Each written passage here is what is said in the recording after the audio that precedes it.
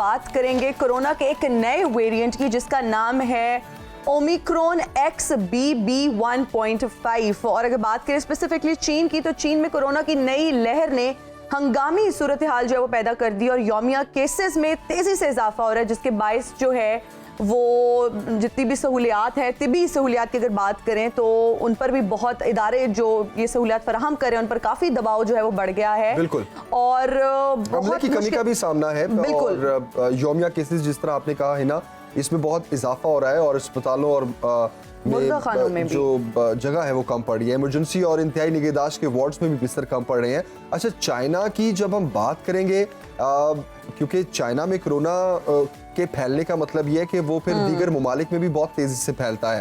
अब चाइना ने कई ममालिक में सफरी पाबंदियों के कवानीन जो हैं उस पर नफाज पर गौर कर रहे हैं और अवामी दबाव भी है, एहतजाज भी है, लेकिन इसके बावजूद कुछ पॉलिसीज ऐसी हैं चीन जिस पे सख्ती से अमल कर रहा है। अब दीगर ममालिक में के लिए भी ये एक खतरे की घंटी है। और जमील, जब पहले भी कोविड आया तो चीन से ही शुरू और वो दुनिया भर में कितनी तेजी से फैला, लेकिन पाकिस्तान की अगर बात की जाए तो बहुत अच्छे तरीके से जो हमारा हेल्थ सेक्टर है इसने इस चीज को कवर किया और लोगों को केटर किया। फिर वैक्सीनेशन का बार बार कहा गया, फिर बूस्टर शॉट्स पर भी बहुत ज्यादा एम्फेसाइज था, फिर ट्रैवल पर भी जो है सफर पर जो कुछ रेस्ट्रिक्शंस थी, कुछ उन्होंने टर्म्स एंड कंडीशंस बताई थी, उनको भी अच्छे तरीके से हम सब ने फॉलो किया। लेकिन फिर से जो है ना खतरा बढ़ गया और बहुत सारे लोग जो है वो परेशान हैं। इस पर आज बात करने के लिए हमें ज्वाइन किया यूके से डॉक्टर इफ्तिखार ने, जो कि पल्मोनोलॉजिस्ट हैं।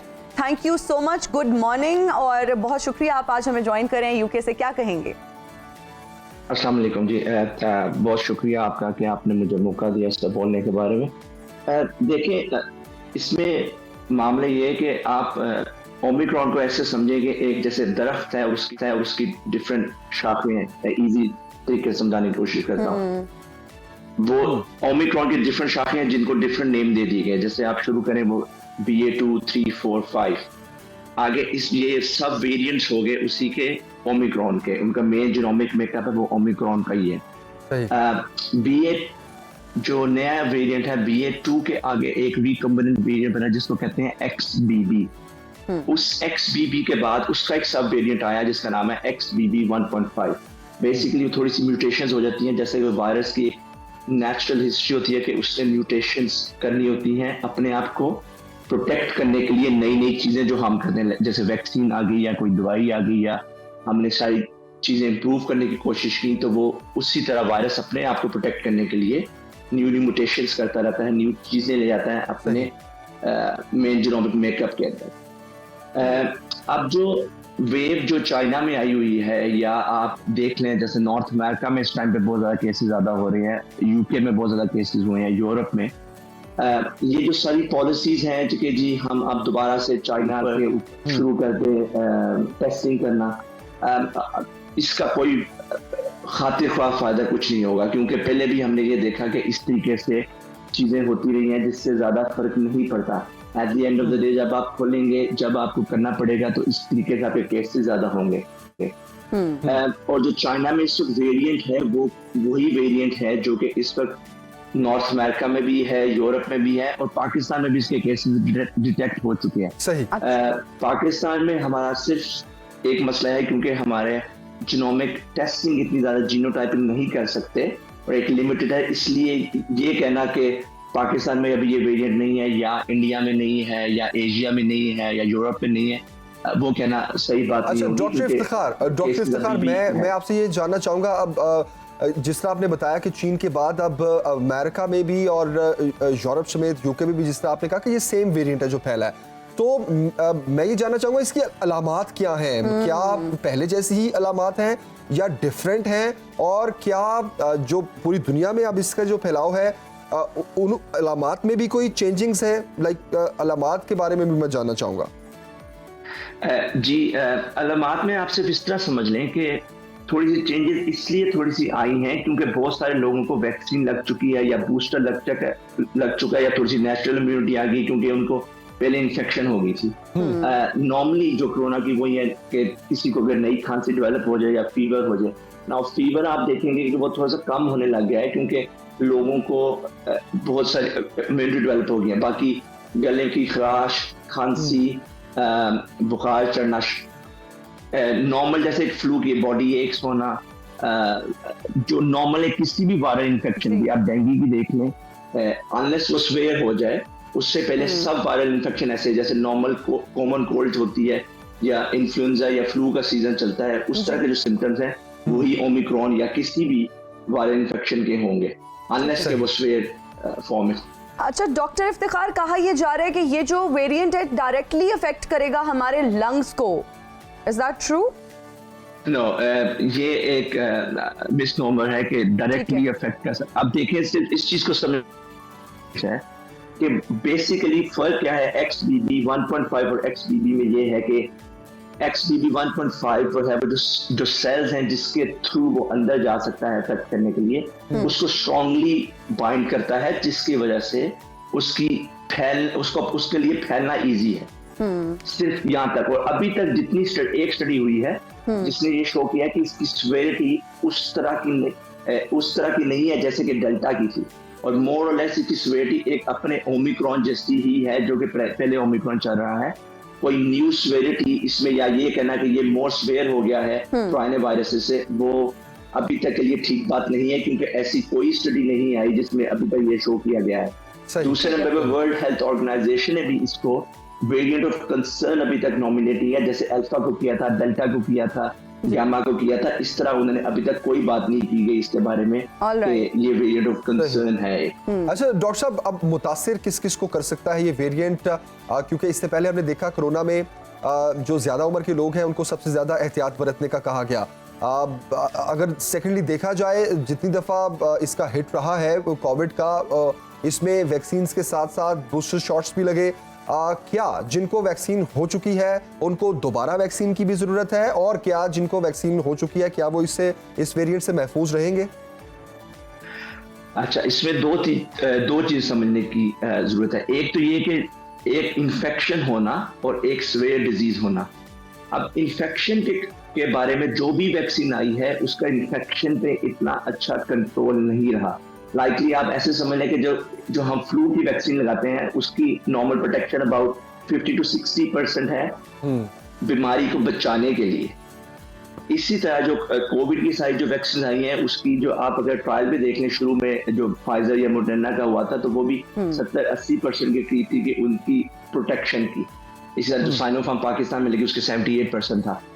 तो ये कहना कि अगर वैक्सीन लगा के आप कोविड से बच जाएंगे इन्फेक्शन से, तो वो सही बात नहीं होगी। इन्फेक्शन फिर भी हो सकता है, लेकिन जो बड़ी चीज कोविड वैक्सीन करती है वो ये है कि आपको हॉस्पिटलाइजेशन से बचाती हैं और आपको मोर्टेलिटी से बचाती हैं। ठीक हो गया। और ये खास खुसूसी तौर पर 2-3 स्टडीज आ चुकी हैं अब, जो कि इन्होंने बूस्टर का देखा है।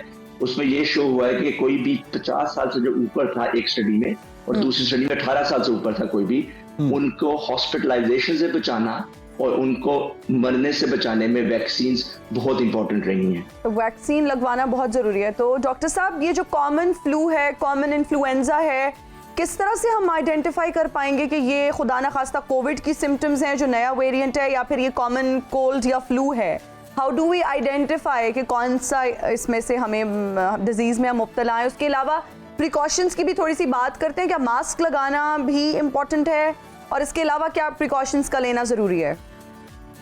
ये पहला क्वेश्चन तो आपने बहुत अच्छा है कि इसको फर्क करना ओमिक्रॉन और फ्लू के दरमियान में कैसे हो सकता है जी।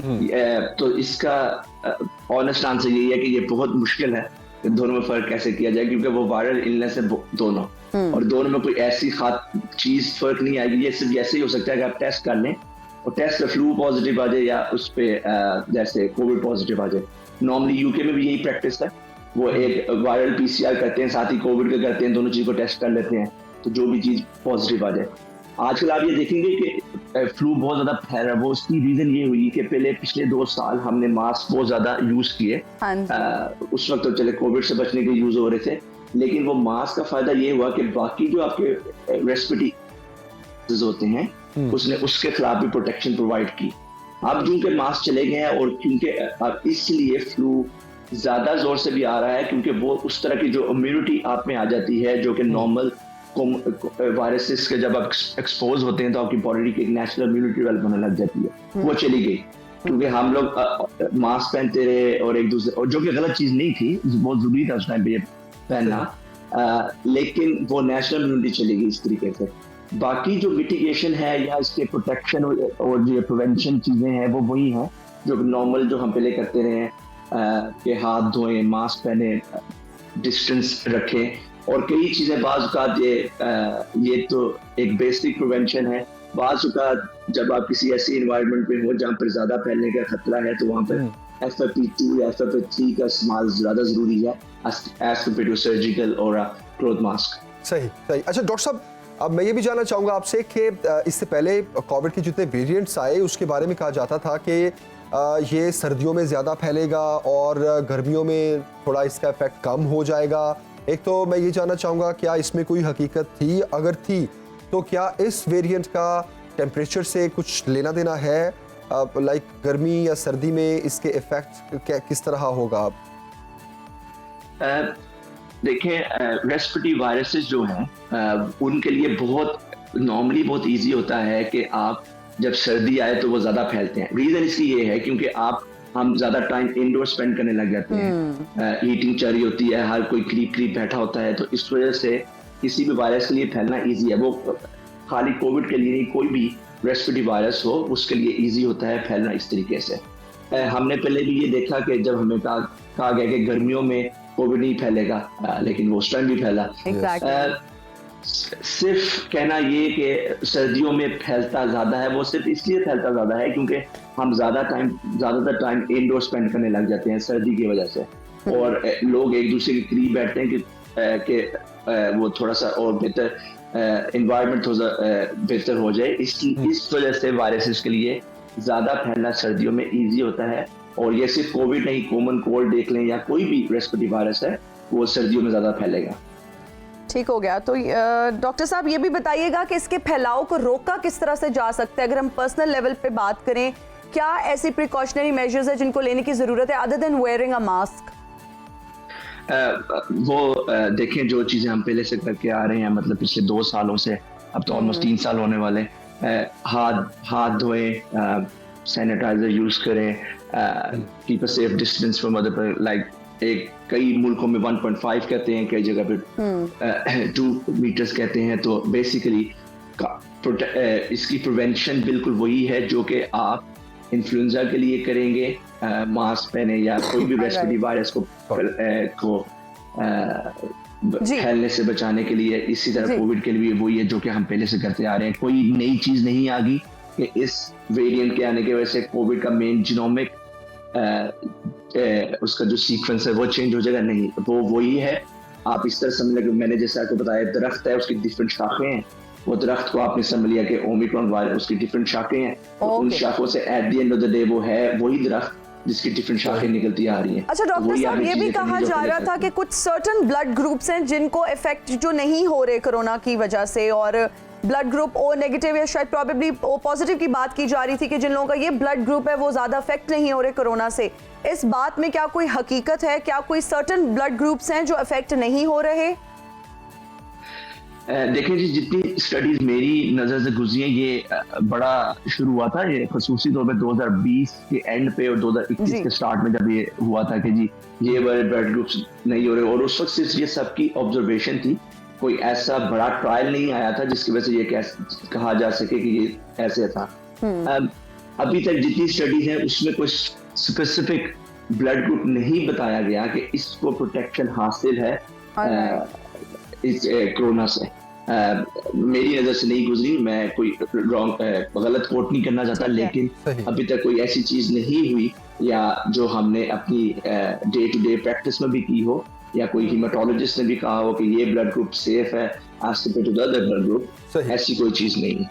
अच्छा डॉक्टर साहब, मैं ये भी जानना चाहूँगा क्योंकि इस टाइम जो लोग घरों में बैठ के हमें सुन रहे हैं, उनकी परेशानी का लेवल क्या होना चाहिए? मैं इस हवाले से ज़रूर एक सवाल करना चाह रहा हूँ। इसके फैलने का ख़तरा जो है, क्या वो हंगामी सूरत हाल पैदा कर सकता है, नंबर 1, और नंबर 2, क्या ये पहले आने वाले वेरिएंट से ज़्यादा स्ट्रॉन्ग है? लाइक हमें बहुत ज़्यादा डरने की ज़रूरत है या बस एहतियात रखें और इत्मीनान रखें? देखिए, पहली चीज तो ये डरने की बहुत ज्यादा जरूरत नहीं है। लेकिन हैविंग सेड दैट, इसका मतलब ये भी नहीं है कि हम बिल्कुल छोड़ दें, इस पे ध्यान दें नहीं। खुसूसी तौर पे जो सारे के हमारे बुजुर्ग हैं 50 एंड अबव, एंड जिनको कोई प्रॉब्लम हो, हेल्थ प्रॉब्लम, मेरे माँ बाप खुद पाकिस्तान में, तो मैं उनको भी वही बात बता रहा हूँ जो यहाँ पे कह रहा हूँ कि बिल्कुल वैक्सीन लगवाएं। जो नया बाइवेलेंट बूस्टर आया है, या कोई भी अगर बाइवेलेंट बूस्टर नहीं भी अवेलेबल, तो आप दूसरा जो मोनोवेलेंट बूस्टर है वो भी लगवाएं। खसूसी तौर पे तो 50 से ऊपर लोग हैं। सही जी डॉक्टर इफ्तिखार साहब, बहुत शुक्रिया हमें ज्वाइन करने के लिए। और जिस तरह डॉक्टर साहब हमें यूके से इस नए वेरिएंट के हवाले से बता रहे थे, और जिस तरह यूरोप, यूके, अमेरिका समेत पूरी दुनिया में अब ये वेरिएंट फैल रहा है, अल्लाह ना करे कि कोई हंगामी सूरत हाल हो, लेकिन चाइना में तो है और एहतियात बहुत जरूरी है। लेकिन यहाँ पर एक और चीज भी मैं कोट करना चाहूंगी। डॉक्टर साहब ने कहा कि हमें डरने की जरूरत नहीं है। मुझे लगता है कि हमारे अवाम को जो है ना वो अलर्ट रहने की जरूरत है, और डराने की बहुत ज्यादा जरूरत है, क्योंकि अगर हम डराएंगे नहीं तो वो ऐसे केयर नहीं करेंगे। मैंने बहुत सारे लोगों को देखा है। आपने बहुत अच्छा सवाल पूछा, लेकिन डॉक्टर साहब ने जब कहा इतनी भी डरने की जरूरत है, इत्मीनान रखें, तो इत्मीनान बिल्कुल ना रखें, एहतियात बरतें। मुझे लगता है कि घर के हर फर्द को घर से बाहर निकलते वक्त मास्क पहनना चाहिए, और सबको, अगर आप ऑफिसेज में काम करते हैं, आपके साथ कोई खांस रहा है, चाहे एसिम्प्टोमेटिक है, सिम्टम्स नहीं है, कोरोना नहीं है, लेकिन एहतियात इलाज से बेहतर है। सो प्लीज अपना बहुत ख्याल रखें, और वो लोग जिनकी उम्र 50 साल से ऊपर है वो अपना खास ख्याल रखें, और मास्क पहनना ना भूलें। और खास तौर पर सर्दियां हैं, और सर्दियों में तो आपको बहुत ज्यादा, जो ज्यादा उम्र के लोग हैं उनको तो खास तौर पे बड़ी एक बड़ा उनको अपनी एहतियात की जरूरत है। एक बड़ा परसेप्शन है ना, अभी बारिश हुई है तो कहा जा रहा है अच्छा जी बारिश होगी, शुक्र है सब ठीक हो गया, सब इन्फेक्शन खत्म हो गया, हवा साफ हो गई है। ऐसी कोई गल नहीं, बुजुर्गों को ਅਸੀਂ ਇਹ कहना चाहते हैं कि लेकिन फिर भी आपने एहतियात के लिए यहाँ पर ना बहुत हमारा एक हमारा माइंड सेट जो है ना बनाना, हम पाकिस्तानियों का बहुत मुश्किल हो जाता है। बहुत हम लोग रिलैक्स हो जाते हैं। मैंने कोविड के दिनों में भी बहुत सारे लोगों को मास्क पहने हुए देखा। जमील, उन्होंने यहाँ पर मास्क पहना हुआ है, मतलब कवर योर नोज। आप जहाँ से सांस ले रहे हैं, आपके साथ कोई बैठ के खांस रहा है, चाहे उसको कोविड नहीं है, उसको अगर खांसी भी है, खांसी भी लग सकती है, आपको नज़ला जुकाम भी लग सकता है। इसलिए प्लीज अपना बहुत ख्याल रखें। फिर अगर आपको कॉमन कोल्ड, इन्फ्लुएंजा या एनीथिंग, आप अपना ग्लास, अपना कप जो है वो अलहदा रखें। बहुत सारे लोग जो घर में, हम लोग फैमिलीज का सिस्टम इस तरह से होता है कि कप्स जो है वो एक दूसरे के यूज भी हो रहे होते हैं, एक्सचेंज भी। यहाँ पर अगर आप अपने आप को महफूज रखना चाहते हैं, अपने घर वालों को महफूज रखना चाहते हैं, तो अपना कप जो है ना वो अलहदा रखें। इसमें कोई बुराई नहीं है कि अगर आप अपना कप या ग्लास अलहदा कर लेंगे, या आपको अगर खांसी है कुछ दिनों के लिए चाहे आप अलहदा कर लें, लेकिन ये आपके लिए, आपके घर वालों की सेहत के लिए बहुत बेहतर है। Do not forget to wear a mask, keep it in your bag. मेरे तो बैग में हर वक्त मास्क होता है, and I wear it, I try to wear it जहाँ जरूरत होती है। मतलब हर वक्त तो नहीं पहन सकते, जाहिर बात है। टीवी पे पहन के बहुत सारे लोग सोच रहे हैं कि खुद तो मास्क नहीं पहना। मैं यही कहने लगा था कि हम ये ना हो कि हम आने वाले दिनों में मास्क पहनकर शो कर रहे हो, और अल्लाह ताला वो वक्त ना लाए। बट आपको पता है मैंने एक शो मास्क 2-3 मैंने ऐसे शोज किए जिसमें मैंने मास्क पहना हुआ था through out my show, because वो तब सिचुएशन इतनी जो है ना खतरनाक थी, और जो कोरोना वायरस था वो बुरी तरह फैल रहा था। मेकअप रूम में कुछ हमारे केसेस निकले थे। तो मेकअप भी नहीं करना पड़ता होगा, मेकअप भी नहीं करना पड़ता था, बस आके मास्क पहनो, जिंदगी आसान हो गई थी। बहुत से मसाइल जो है वो दूर भी हो गए थे, और मास्क पहनना बड़ा कन्वीनियंट भी रहता है। अच्छा, ये मास्क तो आपने पहनना ही है क्योंकि एहतियात बहुत जरूरी है। इसके अलावा जिन लोगों ने वैसे ही चेहरों पे मास्क लगाए होते हैं ना, सजाए होते हैं, 2-2, 3-3 रूप होते हैं, इस साल वो रूप भी अपने खत्म करें। डुअल, ट्रिपल, पता नहीं कितने फेस। जमील ने बहुत अच्छा मैसेज दिया, और आज शुरू में भी हम ये बात कहते हैं, जिन लोगों के डबल स्टैंडर्ड्स होते हैं, जो डुअल फेस्ड लोग हैं, डबल फेस्ड लोग हैं, वो अपने चेहरों को वो मास्क उतार दें, और ये वाला मास्क पहन लें।